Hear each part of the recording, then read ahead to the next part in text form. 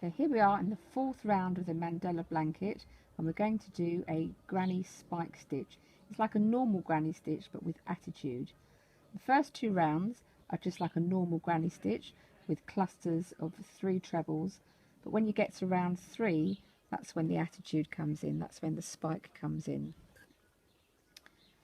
To do the spike stitch, we begin as with a normal granny cluster with a treble into the space between the 2 clusters of the previous round.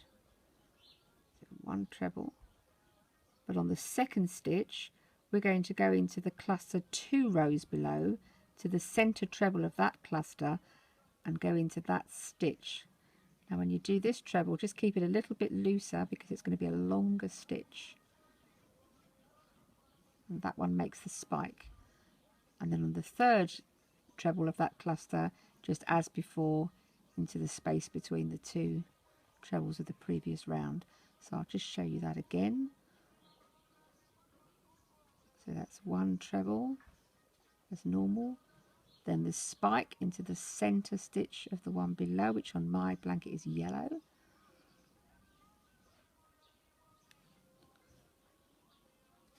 and then the third one as normal.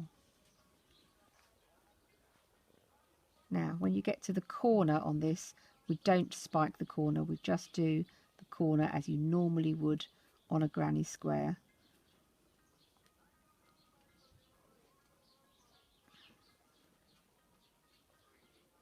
So that's our last spike just before the corner, and then on the corner, working into that 2 chain space on the corner, as usual, it's 3 trebles,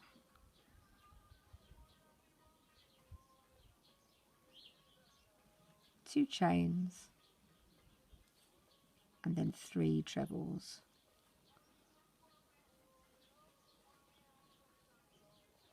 And then once you've worked the corner, you're ready to continue round on the next edge with your spike stitch. And there it is, the granny spike stitch.